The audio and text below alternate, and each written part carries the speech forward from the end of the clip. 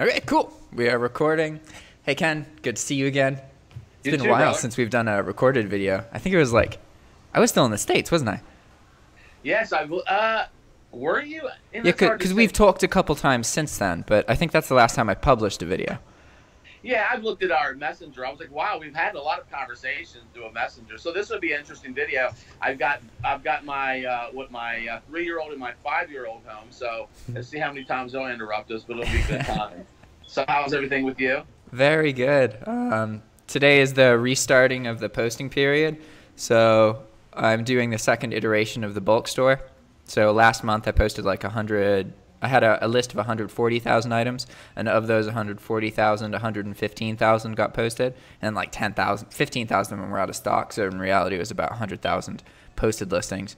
But I was able to pay all the bills off from that. So I haven't looked to see like how much money I made, but it'll be between like nothing and $1,000. So it's not going to be a whole lot. But the point is now this month, I've eliminated all of the items that cause problems and all of the out of stock items. So that alone is about an extra grand. And February is a busier month than January. So Sure. we'll see. Awesome balls. So let me hype this up a little. So I'm actually waiting for my brand new computer to come in. Ooh. I've got some things I'm putting into place, and I want to, we're going to be doing some heavy drop shipping in the next month, starting the next month, I should say. I don't know if I told you, but we're in 3 months. We're expecting our 8th child. Whoa! Number 8. Dang, Yes! that's intense.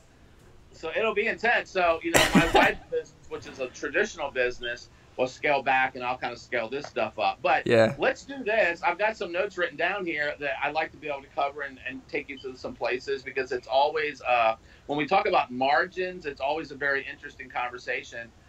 You and I have spoken about margins in the past before, about how people, are 50-cent margins people. Yeah. Makes no fucking sense.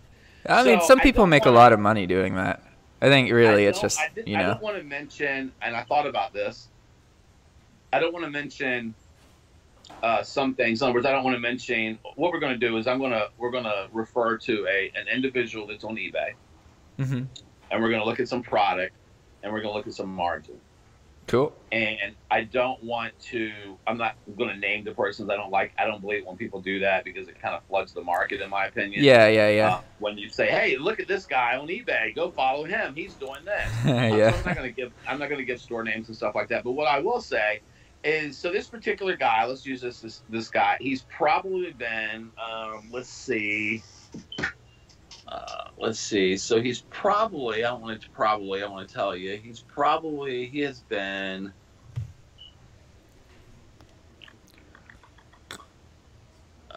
so I want to say he's been on eBay since, all right, so it looks like he's been on eBay since 2010, okay? 8 He's years, been on 7 eBay years, for 8 years. That's 2018 And now. then Wow. it's always interesting when we do this, because obviously we're never able to pinpoint when did he start to become successful. You know what I Yeah. mean? That could have been 2000. That just means when the account was created. Exactly. Yeah.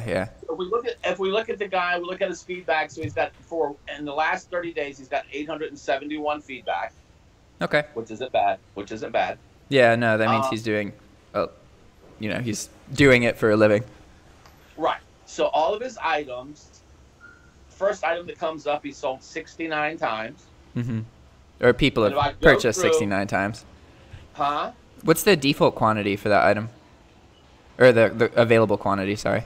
It looks like, let's click on it. It looks like the D is 2 available. Okay, gotcha. Yeah, so that's probably So- actually that many sales. Right. So he's got about 9,300 results. hmm All right. So let's do some numbers here. Well, he has So- 93,000, 9,300 listings. Right. Okay. Yeah, that's a Right. pretty standard size for a profitable optimization format store. Right.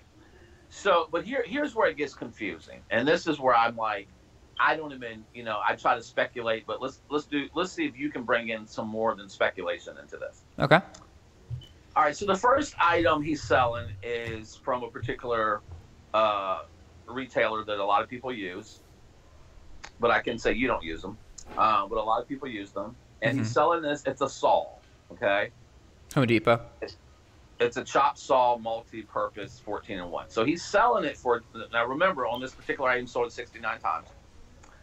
So he's selling it for $211.31. Okay. He's getting it for $187, which leaves with now, if he's got a tax exempt with that particular thing that you just mentioned, then we don't have to worry about tax. If he doesn't, then it's pretty hard to get tax exemption with Home Depot. You can do it, but it's not as easy as Walmart. Well, actually, I think it's easier. You can it's easy to do for one state, but with Home Depot, you have to apply like over and over and over again for every single state. So it's doable, but it's like with Walmart, you could do it in like 20 minutes. With Home Depot, it's not so simple. Really? Because when I talked to the guy at Home Depot, he said, oh, no, you only have to apply for the state that you're in, and then you'll automatically be exempt from all the states that you send to. Maybe. I mean, I don't have a whole lot of experience with Home Depot, so maybe I'd like... Okay, so if the guy's right or wrong. So let's just say, he's more likely to be right than I am because I don't use Home Depot, you know. But one second, can you tell me the total price of the item again? That he's selling it for? Yeah. $211.31. $211.31. Okay. His get price is $187, which leaves us with $24.31. So your PayPal fee is what, 2.9? Yeah, it depends, but typically 2.9. 2.9 plus 30 cents per transaction. Right. I forgot the 30 cents. Plus 30 cents, and then eBay for selling and listing is what percent? 9.15, but it varies depending on the category of items. Typically 9.15. Let's do 10%. So let's say we got 12.9%, right? Yeah, that makes sense. One second, I'm making a Google sheet. Okay, so if we take 211, take the 211.31 and then do the 2.9%, what's that number? 1 second, give me a moment. eBay. Okay, PayPal equals the sale price times 0.029. I think that's right? 2.9%. Yeah, okay. And then the eBay equals sale price times 0.0915. I just put 10%, but you can go to the... Yeah, I'm using a spreadsheet, so it'll just make it easier because then I just have to do this once, and then if we talk about any other pricing stuff, I can just copy the formulas. PayPal, eBay, and then the 30 fee, 0.3. I think that's all the fees, right? eBay and PayPal are the main ones. And then there's sales tax if they're paying it. But okay, and then the cost of the item is how much? $187 even. $187. Okay, so profit should be sale price minus cost minus PayPal minus that. Move. No, my thing's in the wrong way. There we go. Minus that. Enter. Okay, cool. All right, yeah, so it looks like they are, well, if you just factor in the PayPal and eBay fees, then they're losing $1.15, but that's probably not actually happening. But here's the deal. Okay, so we would think that that's not actually happening because the guy, I just did, so yesterday, which was the 14th, which is Valentine's Day, he sold 40 items. I did his count, so he did 40 items. So on this one particular item, let's just say he's not paying. Now, if he's paying sales tax, he's really over. Is we're minus $1. Yeah, what it boils down to is what discounts he's getting for his Home Depot cards and his cashback, because he probably makes most of his money from his cashback. Right, so he's making most of his money from. So even if we take 4% or 6% or whatever, I think it's still only a couple of dollars. But here's yeah, no, it's not going to be very much. But you get so many sales that just have a VA place all of them. Well, if he's getting let's just say he's making $2 profit, and let's just say that he's consistently doing 40 sales a day. I only did for yesterday. I could have did more, but so 40 sales, that means he's making $80 a day. I don't think 40 sales is, I think, small for a store that size that's optimized. I think. Well, Well, let's look at something. So if you did 40 sales yesterday, now yesterday was Valentine's Day, a lot of people were out, whatever. So if I go to, I don't want to go to complete, I want to go to sold. So if we go to sold listings, and I told you it was about 40 yesterday, so let's scan past the 14th. So if we go 40 on the 14th, and if we go past the 14th, close the 14th. Okay, so we go to the 13th. He's sitting at, let's see, 1, 2, 3, 4, 5, 6. All right, hold on. 10, 11, 12, 13, 14, 15, 16, 17, 18, 20, 21, 22, 23, 24, 25, 26, 27. This is cool listening to me, hearing me count. Oh, no, it's fine. It's 31, 32, 33, 34, 35, 36, 37, 38, 39, 40, 41, 40. So he sold 41 on the 13th. Mm-hmm. So if I just take a 2-day average, he's taking 40. So if he's only profiting only from cash back is the only where he's getting money from, then So it would be cash back and gift cards. well, okay. So if he's profiting 4%, so if he's profiting an average of $2 on cash back, Mm-hmm. and he's averaging 40 sales a day, so that's going to average him about an $80 profit. Yeah, if you don't know his, let's see, and he has 10,000 or less than 10,000 items. So that means he's not paying any insertion fees. He's just paying $300 a month for the anchor store. So, one second, I'm doing something at the moment. Cost times 0.02. Okay. Yeah, so if you assume that he is getting 2% off of gift cards, which is easy to do with Home Depot, and 2% cash back, also easy to do. Sometimes you can get more than that, especially with the gift cards. You can get like 5, 10% if you really know what you're doing and you use Bitcoin, that kind of thing. But let's assume he doesn't know that, then he's profiting about $6 if he's not paying any sales tax. And all of the profit is in the act of using the gift cards and the cash back. So he wouldn't see that for the gift cards. Obviously, he sees straight away, but he doesn't see the cash back for about 90 days.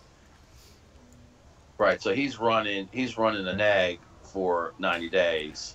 No, because the gift card he gets straight away. So he's breaking even, and then 90 days later is getting profit. Right. So that's what I mean. He's not profiting right away. He's got to wait 90 days out in order to see any profit on the current. Yeah, or at least to see most of his profit. And you said how many sales did he have yesterday? 40 sales yesterday. 40. Okay.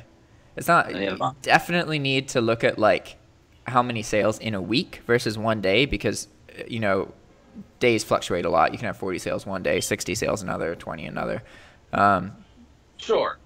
But let's see at that. If we use that sale as an example, $6 and 33 cents is profit, and then times 40 times, and that's per day, then times 30, and then minus 300, but probably more than that. It's definitely earning money. Just most of it's coming a bit later. Right, but like you alluded to, he's making his cash off of strictly cash back and gift cards. If he's using gift cards, we don't know if he's using gift cards. I mean, he most certainly is. It's so simple, and there's so much information about it now. I would just assume that they are doing that. Right. I mean, that could be possible. I mean, obviously, but then you're spending thousands of dollars up front on gift cards. Yeah, you don't really have to, though. Like what I do is I just wait. I just wait for the money to come in from the payments, and then I just buy gift cards and then use those. So I use the money that I get from the transactions. So it's not really upfront. No, last time I checked, and you don't use Home Depot, obviously, but it seemed like Home Depot were really, really difficult gift cards to obtain. I think they used to be. I think they're easier now, though. The guy I get gift cards from sells them in bulk. So, like he gives. I gotta find the email. He told me he'd sell them for like, I think 2.5%. You have to buy at least 1,000. So let me find Ben Home Depot. Here we go. All right. What rate? Okay, yeah. If you sign up with him with a credit card, then he gives you 2.5%, and so you get 1,000. Send me an email with that guy's info if you would. Yeah, sure. 1 second. You can send me a messenger, or email, whatever. It doesn't matter. What's your email address? So it's actually, I'm recording right now, so maybe do you care? Right. Or? Yeah, well, I don't want to throw my email out. So Okay. I get 50,000 people emailing me. This is what I will do. I'll send it to you in Messenger real quick. All right. Yeah. I'll respond after the call. Oh, that's fine. I'm just saying so you'll. It's probably easiest. Into the Messenger real quick. So basically, with that being said, hold on, wait for your. Excuse me. Here's your thing.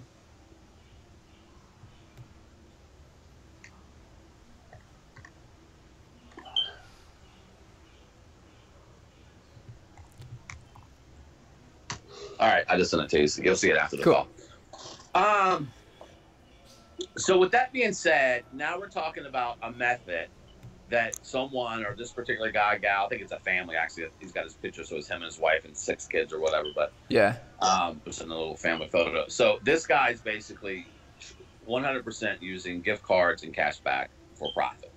He's not profiting anything. Yeah, if we just look at that one example of an item. Well, I mean, here's another. It's probably, I'd say it's a realistic assumption to assume that he makes most of his money from the gift card. There's a saw kit. There's a saw kit for $56.47. Okay. And that's that's the price he's selling it at? Yes. Okay. And the cost is $49.97. $49.97. Boom, boom, boom, boom, boom. Okay. Yeah, he's losing less on that transaction. He's losing about 30 cents. And it's pretty much just he's breaking even, but then losing the PayPal transaction fee. And then he gets $2 from cashback and gift cards if he's only getting 2%. So it could actually be more than that. But so in that situation, he's profiting $3, which makes sense if you look at that's actually a more profitable sale because it's a quarter of the sale price of the first one, and he's earning $3, whereas the first one is 4 times the sales price, and he's earning $6. So by dollar, the second sale is more profitable, but because it's right. So this particular guy's business model is all profit comes from cashback and gift cards. He's not profiting anything off of the deal. So because I would have to take, like, for example, I would have to take that first product that we looked at, which was the saw that we could get for $187, right? I would jack that up 40%. Yeah, that's what most people. That's the standard is 1.4.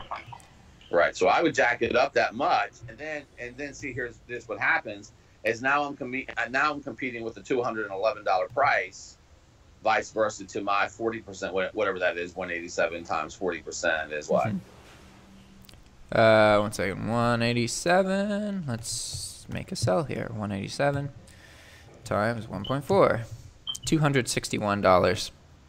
Yeah. So he's selling it at $211.31, and I would sell it for $261, which is obviously much higher than him. Now, this is what I want the audience to know. This is what's very, very interesting. I have never ever tried to low ball. I've also never used gift cards, and I've never used cash back. I know you're like, are you crazy? Yeah. I haven't used one of those. So what I'm always is I'm going to increase that margin. And what I found out of research was really interesting is I could go up against someone like him, or maybe just use it as an example, and people would buy something from me but not from him, even though his shit's a lot lower. Yeah, more people will buy from him, but some people will buy from you. Yes, even though my price is high for whatever reason, there's 100 different variables, right? Yeah. Because they're repeat customers, because they like he's got 39 neutrals and whatever negative feedback. I have no negative feedback. Yeah, yeah. Those kind of things. But in order to compete with this guy, you're not going to be able to compete with him on price. No, yeah, you'd have to be able to earn your money on gift cards and cash back to compete on the price. Yeah. Right. So now, if you take that business model, so let's go here with this conversation. If you take the business models of profiting back from cash back and gift cards, vice versa to the other guy who's still making that. Don't think this isn't the case. Who's still making very, very good money. Yeah, I mean, he's making almost $100,000 a year. Who? The guy we looked at. Right. The guy who's doing the gift cards and cashback stuff. Exactly. But if we flip the business model, because we can go do several different business models, but if we flip the business model to the guy or girl that's increasing 40%, okay, this increase in products or price 40%, then that guy could still also be making really good money as well.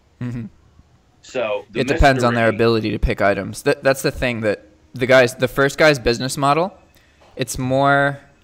It's a little bit more risky just because you have higher transaction numbers, but you can guaranteed produce sales. You don't really have to know too much about what items sell. You can just post items at break-even cost, and you're much more likely to produce sales. Whereas when you're doing a 1.4 markup and getting that profit, you need to have a better understanding of what individual items sell, and you need to do more research, and there's a little bit more to it. Whereas the first business model is kind of simplistic and just scaled up. So in your opinion, do you think that most people are using the business model that we just explored, or the 40% business model? I think it really depends, because by most people, what are you talking about? Are you talking about people who are drop shipping for full time and earning their living that way? Or are you talking about people who drop ship? Let's not talk about the people that just started drop shipping a half hour ago. We're not talking about those people. We're talking about the people that do this each day and have been doing it, let's just say, for the last 12 months. Yeah, there's almost certainly more people using the pennies profit, make your money on the cash flow format, because that's more reliable. It's easier to produce sales that way, and you can always get the it's weird because it's more reliable to produce the profit, but at the same time, you have way more transactions, so there's more work and there's more chances of something happening with your source or your supplier. But if they're using Home Depot is one of the safest dropshipping sources you can use. They're openly supportive of dropshippers, if you talk to them. Whereas something like Walmart, sometimes they'll cancel your orders, that kind of thing. And Amazon, obviously, eventually they catch up and you make a new account. Right, exactly. And Amazon does all kinds of crazy stuff. I mean, their prices change. Yeah. 4 times a day. I mean, it's just really ridiculous. That's why I've never really used them. Okay, so you're thinking that, not to say that there's not people out there on eBay that are extremely profitable with the 40% model, vice versa than to the other guy. It just takes a lot more research and a lot more work putting in to try to figure out it's what different. Those items Yeah, I wouldn't necessarily say it's. I think you need to have a better understanding of e-commerce and eBay and everything in order to do the 1.4 thing. Whereas you can have a relatively low understanding of the industry and do the cash flow model, because all that they're trying to do is get cash flow, and then they make their money from that cash flow, which is drop shipping is just one of the many ways that you can establish cash flow, right? So it's different. But yeah, I definitely say that there's more people who are making money off of the cash flow versus making money off of the sales. When you say cash flow, you mean as far as what they're doing with the cash that they're profiting? No, I mean okay, say that you're not earning a single penny on any of your transactions, but you have $100,000 going through your account every month. There are things you can do with credit cards and gift cards and cash back to make a good amount of money off of that cash flow alone, even though you earn nothing from the sales. Okay, sure. So like we just said, you're making the money from the gift cards, the credit, maybe you have a 2% credit card or whatever it may be, but you're making zero from the actual sale. You're just making all your money from the back end kind of things. vice versa to people that are 40%. Now, I've only been at a 40% model.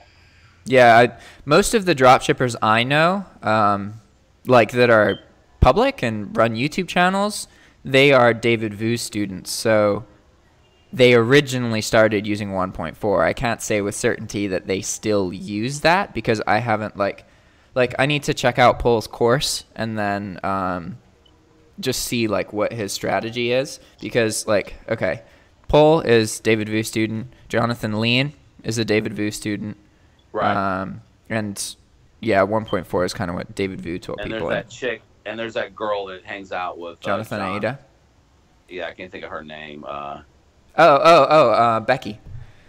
Yeah. Becky from her channel's Brook to Boss Girl. No, not that Becky. No, not her. Becky, but she's another David Vu student though. Oh, is she? Okay. Yeah. No, this is another Becky. That's like Black Becky you're talking about. Yeah. No, this is like I don't want to say white chick, where she's from, but she's another. When they do like meetups, I know it's like Jonathan, it's her, and a couple of other people. Mm-hmm. So her name's not ringing. I can look her up on YouTube. But anyway, but the point is that you're right. But a lot of people. Here's the thing: a lot of people out there, the quiet people that you don't hear about, that are sitting on the sidelines. Some of those people are charging upwards to 50 and above %. Mm-hmm. Whatever that technique is, I think a lot of it is longevity. If that makes sense. Longevity? What do you mean? So I think a lot of those guys that we don't know. So we could go find eBay sellers right now that I can guarantee you that don't even know who the hell David Vu is. Oh yeah, absolutely. Okay? That have never taken a David Vu course. In fact, have never taken any course. I mean, there's tons of eBay sellers who don't know what dropshipping is. Right. Oh, sure. Yeah. Right. Absolutely. But we're talking about drop shippers. We're not talking about people that sell used items or whatever. Yeah.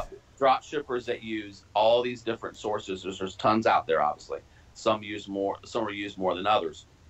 But if you take that and have this guy that basically has his, I can guarantee we can find a guy that his profit margin is between 50 and 60%. And what I mean by longevity is I mean that he's been on eBay for 10, 12 years. Mm-hmm. Consistently, and he has not and people are used to him and they buy from him all the time. Like there's a guy, for example, I can't think of his name anymore, that's a 100% Costco.com seller. Uh-huh. Now Costco does give you 2% back up to a certain amount of money. I forgot how much it is. Yeah, there's a limitation. Up to a certain amount of money. And that's all this guy uses. And I don't even think Costco has gift cards. No, they don't. I'm not aware of any. I can. Costco gift card. Well, yeah, they do have them. Whether you can get discounts on them, though, is different.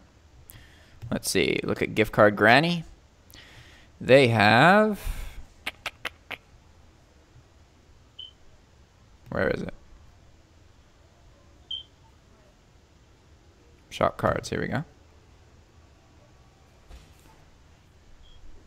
Wait, why is it taking while you're looking that up, so when you have everyone, but here's another key. When you have everyone that's operating off of that margin, but they're getting and making zero on the actual sale and getting all their money off of gift cards and cash back. Yeah. All those guys are pretty much on the same playing level. Okay. Yeah. The only difference with those guys is who's got more, who's been there longer, who's got more awareness. You follow what I'm saying? Yeah. Who's using promoted listings or all these other things that eBay offer. Like I don't know if you use promoted listings at all. Or yeah, not, I just started using them actually. Okay, so if you use promoted listings and you can do like an AdWords kind of thing where they take a certain amount, you can tell them how much you want to do. Yeah, that's what promoted listings do. Some tools for you to for us to use. But if you not talking about any of that, if you just talk about the guy that just showed you, for example, everyone's on his same list. The only reason he's outselling anyone is pretty much because of his presence there to whoever's customer may be. Mm-hmm. Okay, because obviously he's making zero money on the sale. That's evident, unless he's unless he's banging the executive at Home Depot, where he's getting some kind of special sale. Yeah, if you can get really cheap. There are ways to get gift cards for like 10% off, 15% off. The closer you get to like those high discounts, though, you're dabbling in fraud. and you may not be Right. being fraudulent yourself, but you're buying from fraudsters. So Right. Exactly. Yeah. Exactly. So you want to actually be careful about those kind of things, obviously. yeah. All right. So basically, what we covered so far. So basically, now let's flip to you, because you're not making 100% of your profit off of gift cards and cash back, correct? No, I mean, it definitely helps, but you know, bulk is different because I'm still developing it. You know, it's Now, what is the what profit margin are you using? I use a 1.35 markup, and I've thought about doing, because from what I know, most profitable bulk drop shippers, and that this is assumptions because I haven't been able to find like any information about bulk, is most of the profitable ones use really small margins. But because I'm trying to figure out how to keep this at like a couple hours a day without too many virtual assistants or anything, I can't really do that, because like 100,000 items and small margins, like with bigger margins, I get like 40 sales a day. So with small margins, that would just boom, like way more sales. But yeah, I don't use a really tiny markup. I use almost 1.4. So you're using about the same amount we talked about, almost. Yeah, except the thing is that most of the profit from my bulk sales come from two situations. There's the multi-quantity sales and the sourced priced for Walmart but sourced from Amazon sales. So both of those, typically, the cost is half of the sale. So that doesn't mean that you earn double, but it's more than 1.4%, right? If I sell a $30 sale for either a Amazon sourced or a multi-quantity Walmart sale, it's going to cost me around $15, including taxes and everything, to fulfill that sale. So that has a much higher, that has a 2.0 markup. Sure. Okay. So, I mean, that's what you're, I mean, a lot of this, guys, is going to depend, it's just trial and error. Mm-hmm. You know, what's working for one person doesn't work for another. So you just have to get out there and allow yourself that time to start being profitable, and don't give up when you say, "Oh, I've been doing this for this, and I'm not having any sales or making any money." Well, then you need to keep tweaking what you're doing. Yeah, got to keep changing things. You know, so this is so we talked about the bulk a little bit. We talked about these guys that when you look at a supplier and then look what he's selling it for, you scratch your head like, "What? Yeah. What is this? Is this guy like charity guy, right?" Yeah. It's because they're making their money off of the cash back and the gift cards. Yeah. So. Yeah, and it's funny, there's a lot of people who will look at that and be like, oh, they're not making any money. But in reality, they're making between, like, obviously, we just looked at a very small sample size of data, but we could assume they're making between $50,000 and $100,000 a year. So that's like, I mean, that's money, you know? That's if not more, full-time jobs. If not more. So let's go to the next. So now we can talk about wholesale. Mm-hmm. Okay, so the so if we talk about drop shipping, we have a lot of different people drop shipping. So we have people in all these other countries that drop ship. Yeah, the barrier to entry with drop shipping is much smaller than with wholesale. I met a guy in Walmart who was very, very awesome. I think he was from Italy, and he had just moved here 2 weeks ago. Mm-hmm. And he was working in Walmart, and it was funny because he had said to me that he drop shipped in Italy on eBay. Nice. And so we had a conversation. It was kind of cool, a conversation like that. And then he was talking about how low the profit margins are. So you have people in the United States that obviously drop ship, but you also have people in other countries as well that drop ship, and their profit margins, like we talked about before, can be different because it depends on how much it costs them to live, etc. Yeah. So the profit margins are different. So that it's really all over the spectrum. Yeah. But when you talk about wholesale, typically. Now, you want to talk about, if you go on Google and say wholesale shoes, you're just going to come up with companies that aren't legitimately wholesale. They just say they are. Yeah. So when you talk about a legitimate wholesale company that you can get a relationship with and get a supplier from, one of the biggest things you're going to require is a resale license.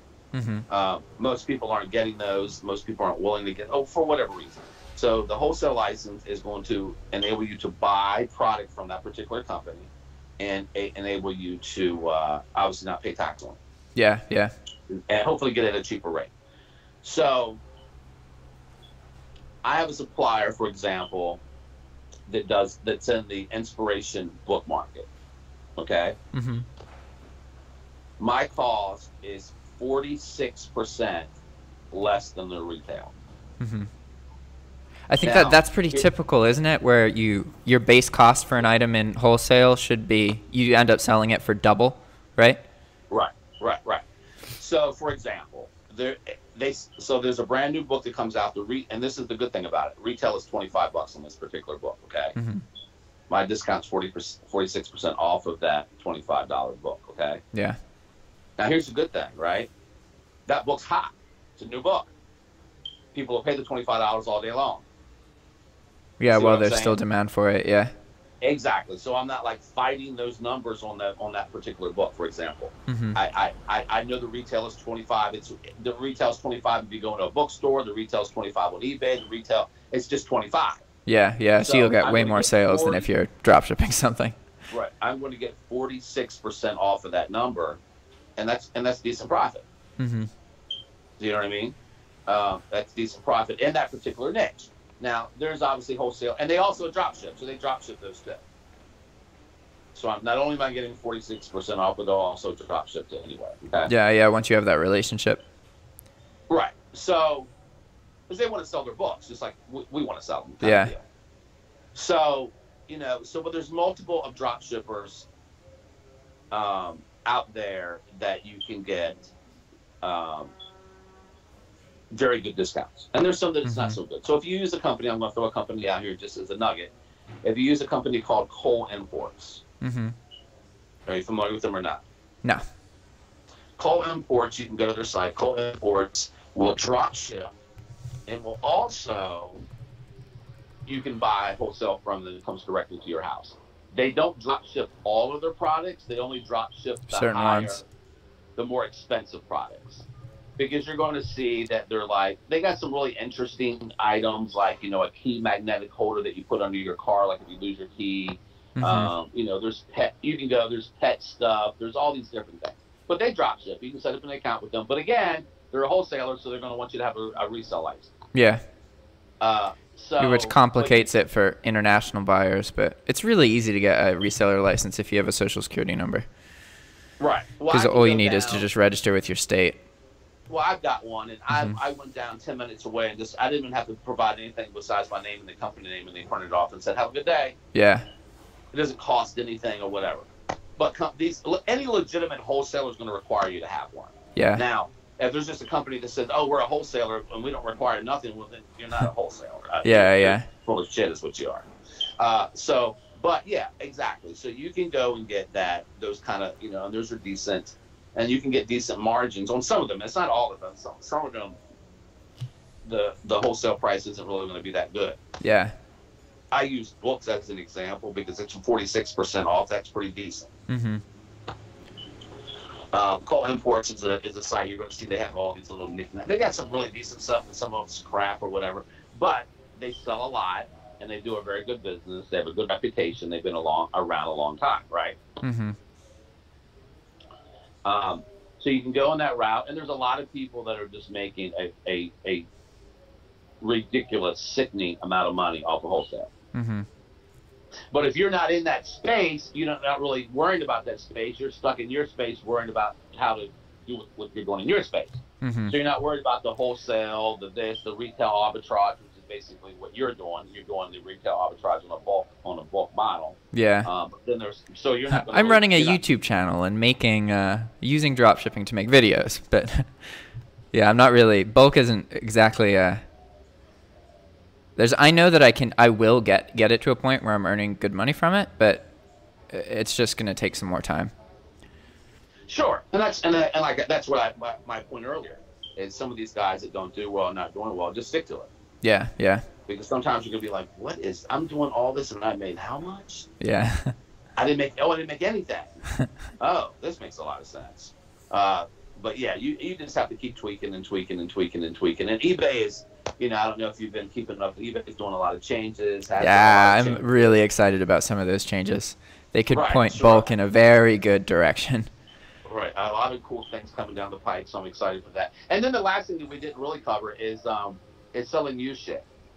So going to garage. Yeah, like the traditional eBay seller. Right, thrift stores, and what a lot of people don't know, they're like, "Oh, that's just kind of cheesy," but you can earn a lot of money from it. Right, there's a lot of people that make really good money doing that. Yeah. because they perfect it down to a science. Yeah. They know exactly like if they're selling clothing or shoes. There's a guy on eBay that sells nothing but used shoes, and I think he did like 378,000 last year. Yeah.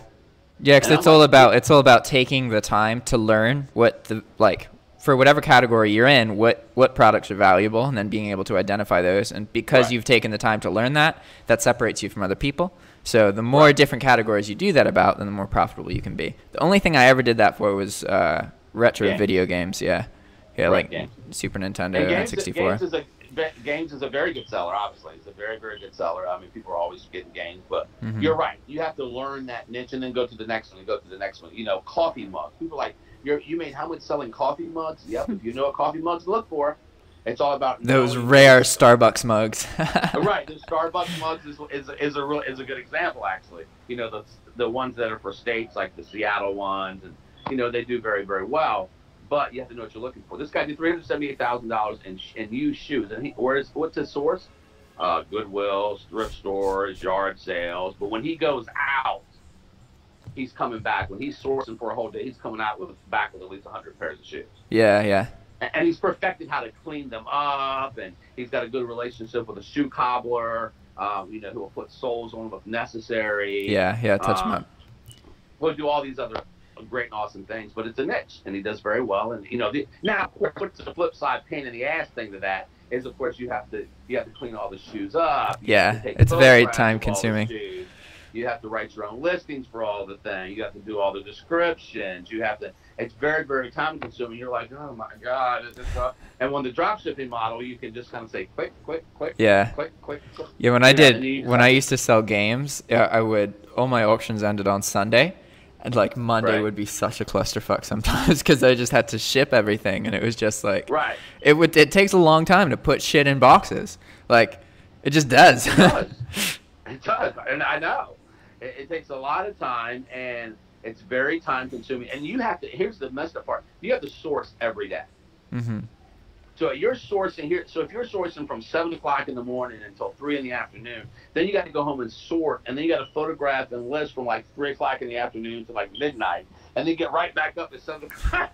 So it's going to burn you out. I mean, drop shipping, as long as you don't have carpal tunnel, you can kind of just say click, and you can outsource drop shipping work where you can outsource some eBay stuff, but you know, because most eBay sellers are based in the U.S., you can't like have somebody in the Philippines ship your items for you, you know, whereas with drop shipping, it's all on the computer, so all of the work can be outsourced to a cheaper country.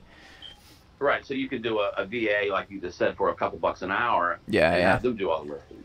I don't do any listing. The VA does all the listing. I just see, you know, I kind of tweak things and have them do the same thing. Mm-hmm. Yeah, I didn't know, to speak about that other guy, I'm not trying to give him a plug or anything, but that guy that we talked about earlier that just came out with that course. Yeah, no, I mean, we can talk about Paul. That's no problem. We can say his name.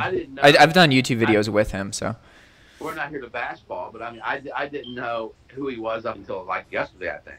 Mm-hmm. And I said, okay, well, look at this guy, this course is. And I actually think the course is outlined pretty decently. Mm-hmm. What platform is the course on? Do you know? He's selling it through his own deal. It's not on. Okay, that's smart. It's like kind of expensive. It's like $247. Yeah, it's not. Honestly, there's a lot of courses that are like $3 or $4 grand. So the first part. So I think there's about, I don't know for sure, but I think there's about 25 different modules. Okay. And I think probably the first half is like if you really are new. Mm-hmm. I think the second half gets into some decent stuff. But the first half is like, you know, what is eBay? How to set up a PayPal account? That's what it's got to be. The reality is that there's always more people who are new into something than there are people with experience. Sure. And then there's people that will come in and out. And there's a very small percentage that will stay. Yeah. So I think the course is pretty decent. I mean, I looked at it. I think it's got some really good content. You know, there was some people, you know, bashing him a little bit on his channel when he was promoting it. There's always going to be people bashing. Oh, sure. You're always going to have haters. I mean, I mean, if you don't have haters, then you're doing something wrong. You need to kind of tweak what you're doing to make it a little bit better. If you don't have haters, you probably don't have an audience. Right. And like you said, you cracked me up and you said, I felt like I was creating a customer support team for my YouTube channel. Yeah. Which made absolutely no sense, right? Yeah, So I can just say whatever the fuck I want. So I've learned that. Yeah, yeah. Well, what difference does it make?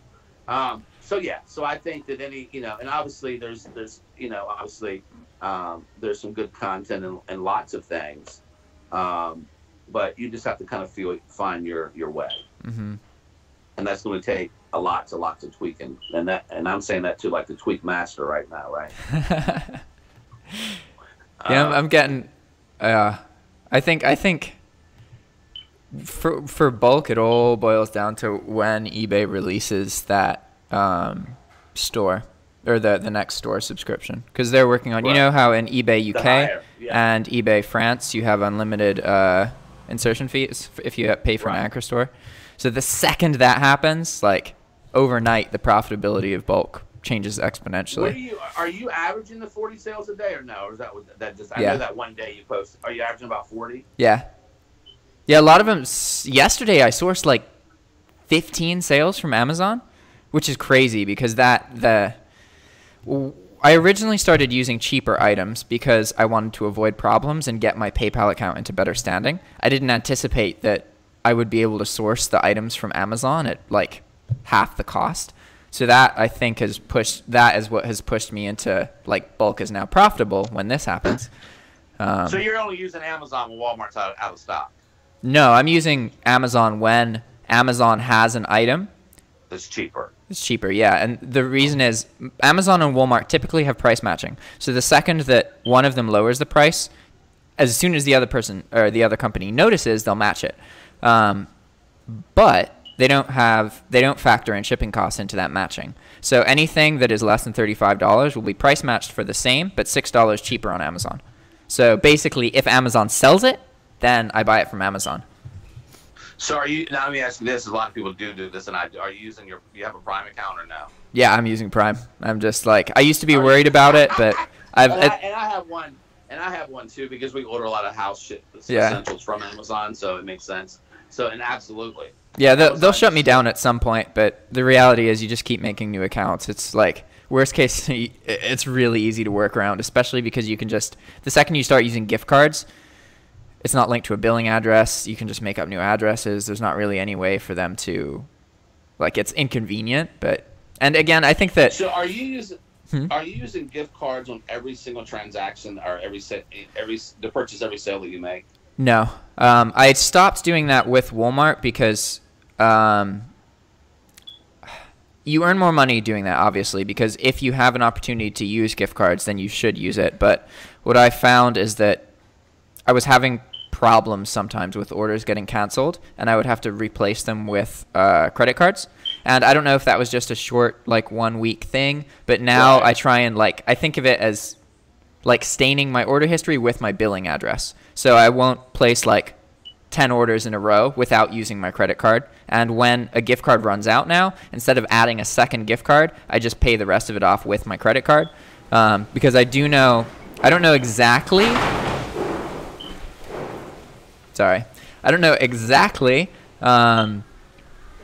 how Walmart handles gift card orders, but I do know that they place a higher priority on credit card funded orders versus gift cards. And you can observe this when things go wrong and you talk to reps, and there's some scenarios where they will, like, okay, say that you want a replacement on an item, not a return, you want a replacement, and the item was sent to you wrong.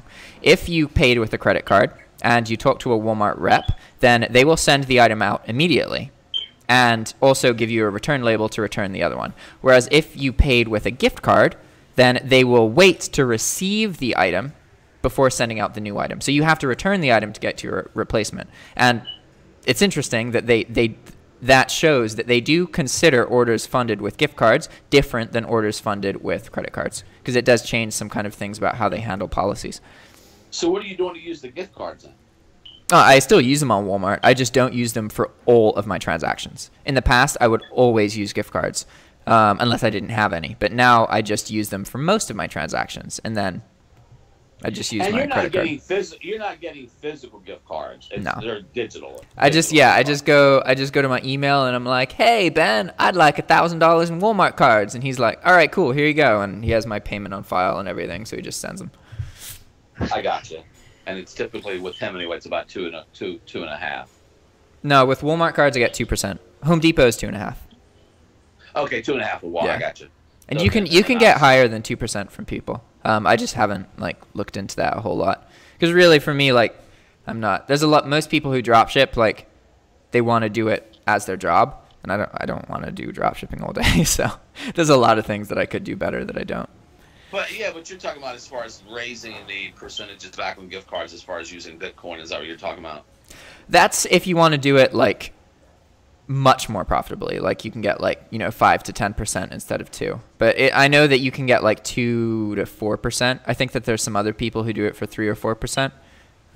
But I personally want to learn more about the gift card industry and see like, because I know that that's one other thing that you can do instead of doing drop shipping. You can sell gift cards. So if I take some courses about that and then just learn where they're buying the gift cards, then I could just do that, But I think I already understand because of my time with Mark and understanding things like Paxful and yeah, Bitcoin. But you can't. But the thing about gift cards, obviously, if you go to the store, the retailer, and buy gift cards, you're not getting anything off. It's just the gift card. Yeah. So well, if you're buying, if you have a 5% credit card and you're selling things for 2%, then Right, but I'm talking Yeah. about as far as just off of a basic gift card. You're not going to get any unless you're using a credit card. That's another scenario. So now the thing is, okay, so how are people selling gift cards at 5%, 10%? Unless we could imagine all kinds of sorts of things that they could possibly be doing to get this, and using fraudulent credit cards or whatever to get the gift cards or to fund the gift cards or whatever. Because obviously, if you're using a fraudulent credit card, it doesn't make a difference. It's not your money anyway. Someone else is losing that money.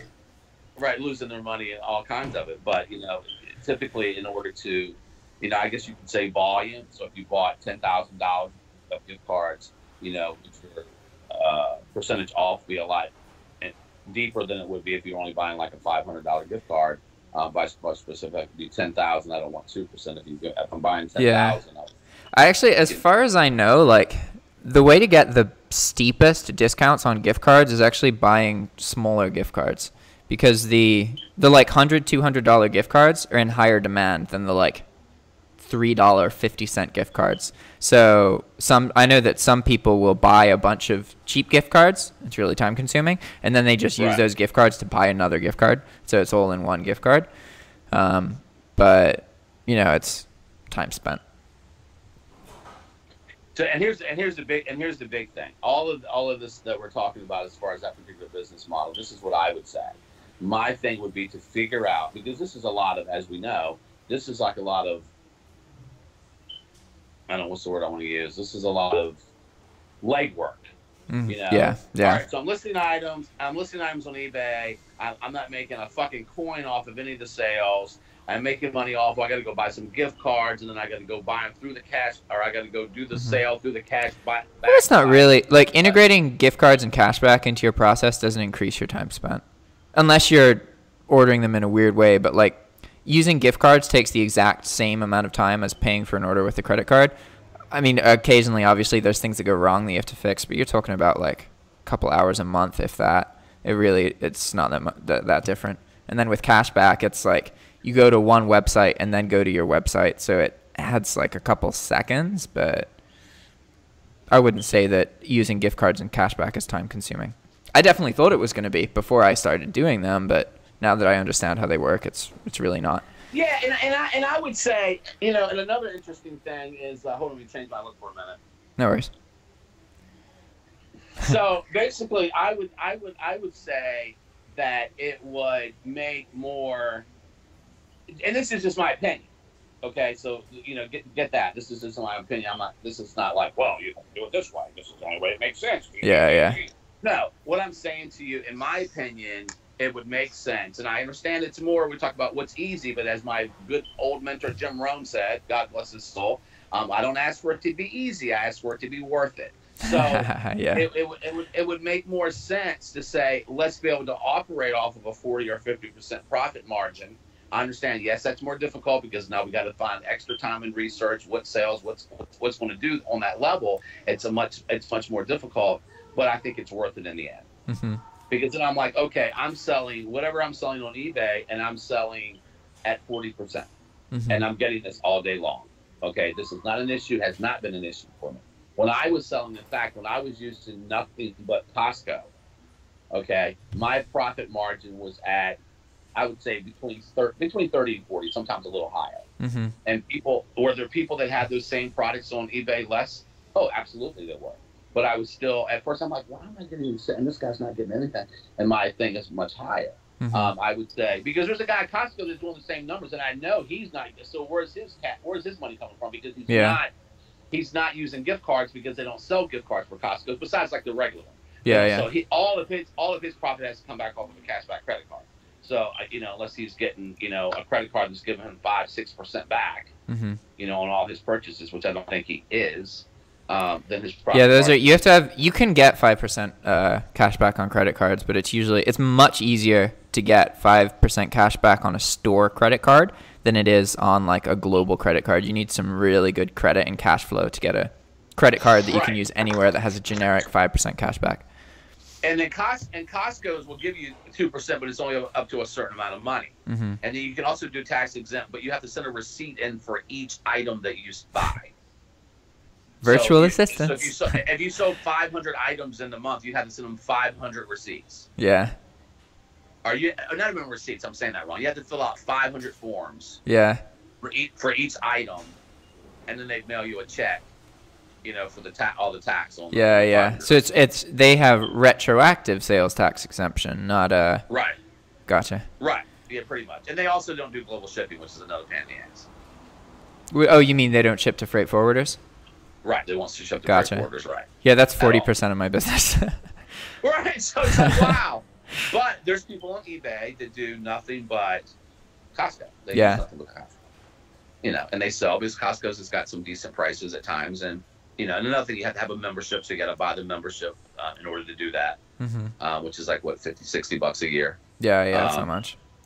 Which isn't much, but what are you looking at there, Jack? It seems like you're. I have your image on one side and then the spreadsheet on the other, and I'm just changing the sizes. I'm not doing anything. So you ready to come back to the States? Yeah, I am very ready. One of the reasons I actually want to come back is because I want to get into more video game stuff again. I want to get into video game development, but also getting into more selling physical things again.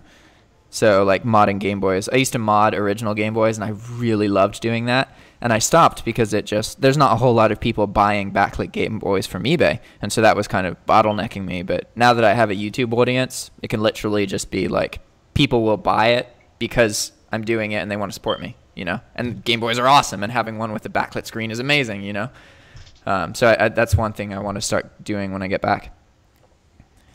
So you're ready. So when are you leaving? When are you going back? April 9th. So a bit less than 2 months. So you're going by yourself? Mm-hmm. Okay. So that'll be, how long of a flight is it?